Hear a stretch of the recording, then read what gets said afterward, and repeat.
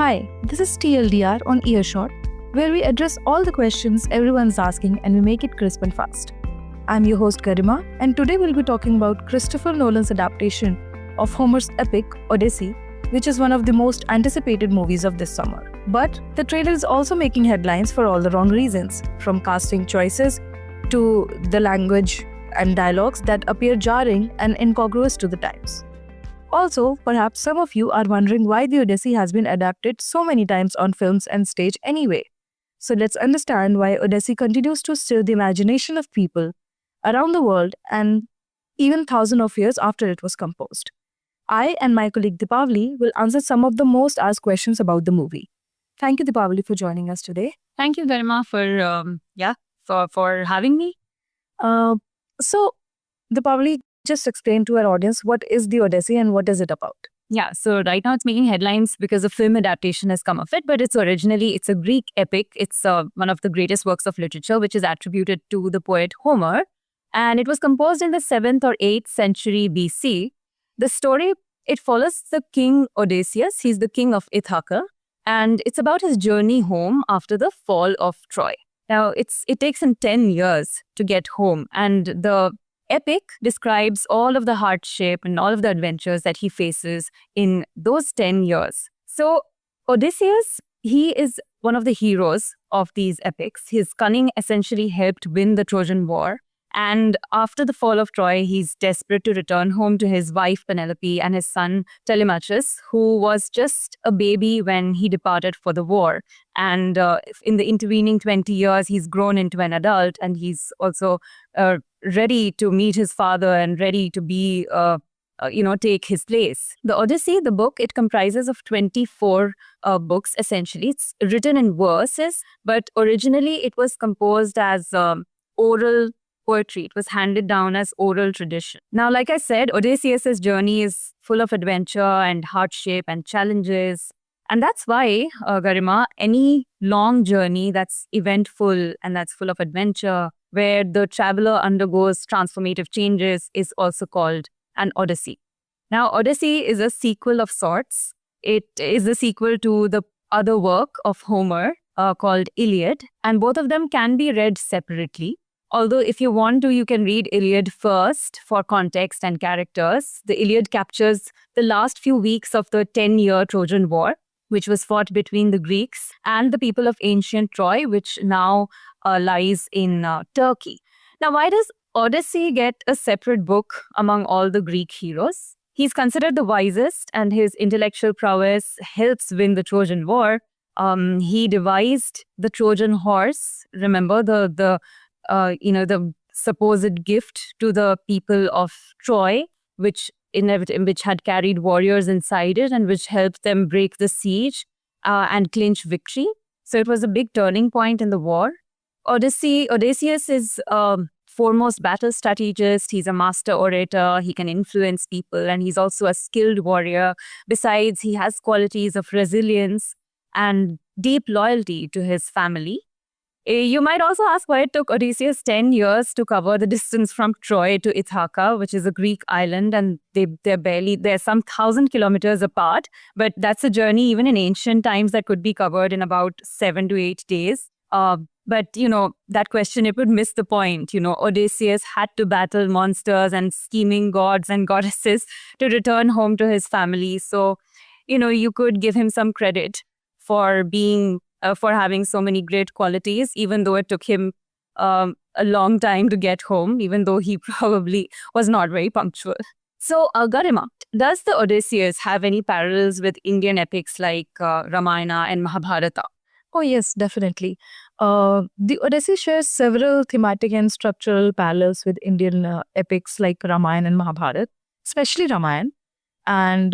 And why I say this is because the hero's journey primarily in both the epics, be it Lord Rama in Ramayana and Odysseus in the Odyssey, they have a long, perilous journey back home after a war, a battle, and a faithful wife waiting for them for their husband's return. Both Sita and Penelope's character have that similarity. And divine interventions throughout their journey, and then ultimate test of strength, which is a battle by which they decide who wins. So I think these are some of the starking similarities between the two epics. And Odysseus also spends years trying to return to Ithaca after the Trojan War.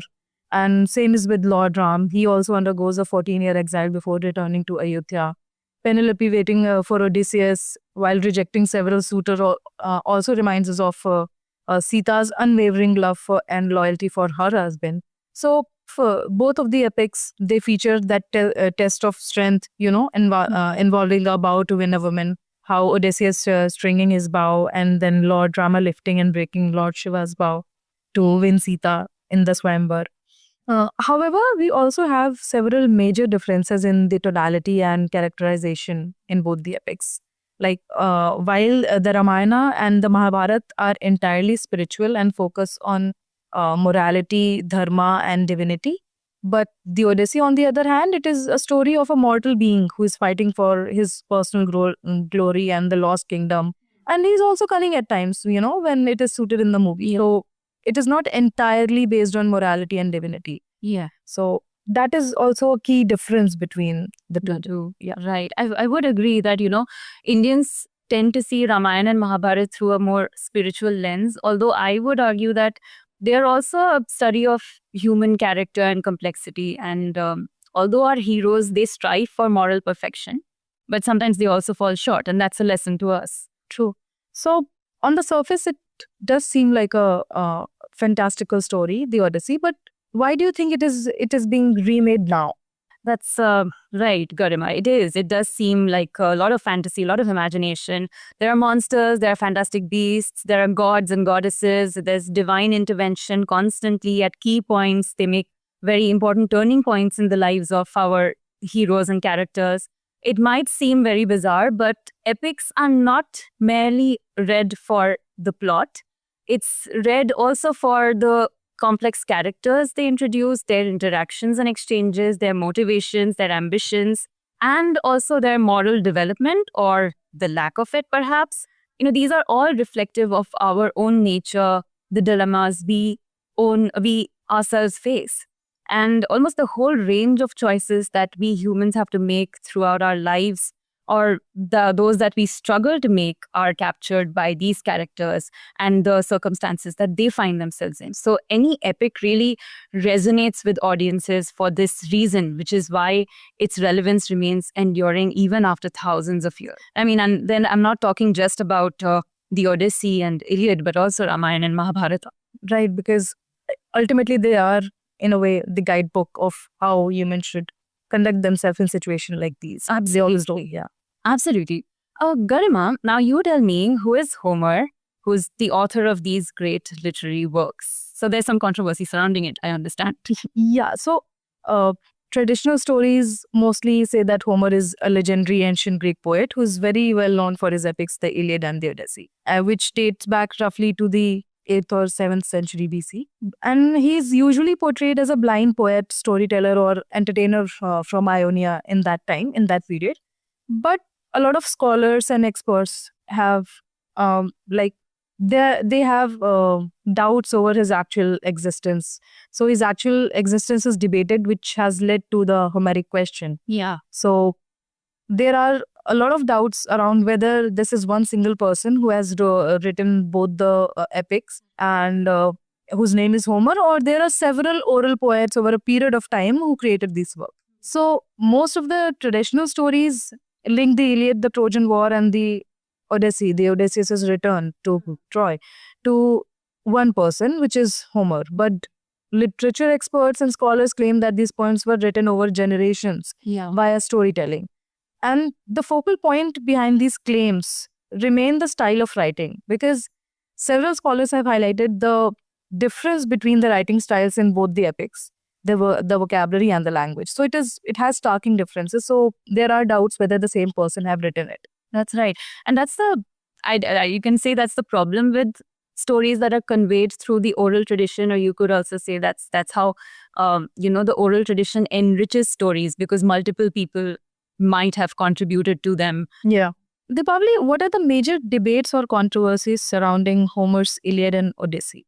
Yeah, that's a great question. So most debates, like we just addressed one of them, they center on authorship, historicity, and interpretation. Like you just mentioned, you address the Homeric question, which is about the authorship of these two epics, which, I mean, it's mired in controversy. Nobody knows if it was one person called Homer or several people who contributed. And the next is historicity. The question is, did the war really happen? Now, evidence suggests yes. In the 19th century, there were excavations and a fortified city was indeed found at the site where Troy is supposed to have existed. Archaeologists said that it was destroyed by a massive fire.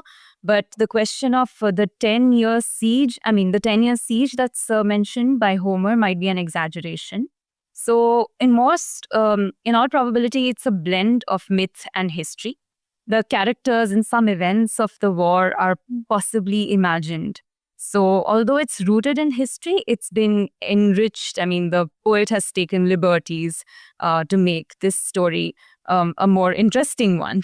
Now, on the interpretation question, did one of the main protagonists of these epics, Helen, did she elope or was she abducted by Paris? Some scholars say that Helen herself interpreted her, fleeing as elopement in the Iliad. So the rescue of Helen from Troy was not so much an act of valor and loyalty, rather it might have been driven by pride and ego. Then there are questions of human agency throughout these stories because constantly there's divine intervention at play. Athena, the goddess of wisdom, the Greek goddess of wisdom, she constantly appears as a mentor to Odysseus, and she constantly guides his actions and tries to ease his way. Aphrodite, the goddess of beauty and love, she bribes Paris to judge her as the most beautiful woman in a contest, and that actually triggers the whole war. That's the reason the Trojan War started. So gods constantly intervene in the matters of mortals. And in fact, even the Trojan War is said to have been devised by Zeus in order to reduce the population of humans on Earth. So all this brings into focus human agency, the battle of fate over free will. Now, one way to overcome this debate is to look at the gods as advisors or even in some cases manipulators who present to us certain courses of action.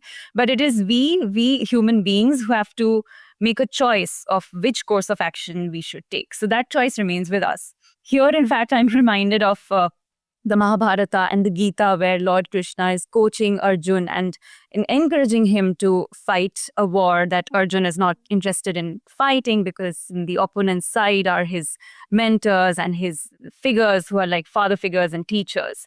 So the very fact that stories bring up such dilemmas between fate and free will, between our choices, between our duty, it's again a reflection of life itself. So all of this makes such stories very interesting. Yeah, you're right. Garima, now tell me, why is the movie adaptation by Christopher Nolan being criticized? Well, the trailer has given a lot of reasons too, honestly. All of Nolan's movies have been great, no doubt, but Odyssey, being a Greek mythological epic, I think the use of modern language and vocabulary is not going well with the audience. So, usage of words like daddy, dad, and screaming "let's go" as a battle cry, it just feels so out of place for a period drama. You have to remember that you're portraying 8th or 7th century BC. So talking in an American accent with this kind of lingo does seem a little. It's a little off, a little off, a little not so aesthetic for that setup, and definitely not very Greeky. So while the scale, the vision that we have seen from in Nolan's movies in the past, and the trailer is again, Odyssey's trailer is again trying to capture the same thing. He has tried to make the canvas as huge as possible, but still, in my opinion, I think the trailer lacked a wow moment. Okay. If you have seen the Troy movie, so I think it was great, and it has already set a very different standard for Homer's epic. So I think people are for sure going to compare these two movies, and so I hope Nolan lives up to that expectation, because I'm also looking forward to watch the movie. Absolutely, same here. I'll be in the theaters, I think, come July. So Anyway, hope that answers all your questions, the audience's questions about the Odyssey, the movie, and the epics that it's based on. That was all on this episode of TLDR, and we'll see you in the next one. Until then, take care and goodbye.